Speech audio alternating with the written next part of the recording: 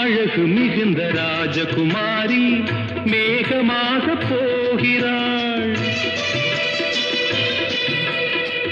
ஜரிகை நெளியும் சேலை கொண்டு மலையை மூட பார்க்கிறாள்.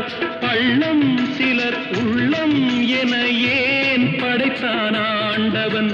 பட்டம் பெற தேடுகின்றேன், எங்கே அந்த நாயகன்? மலையின் காட்சி இறைவன் ஆட்சி.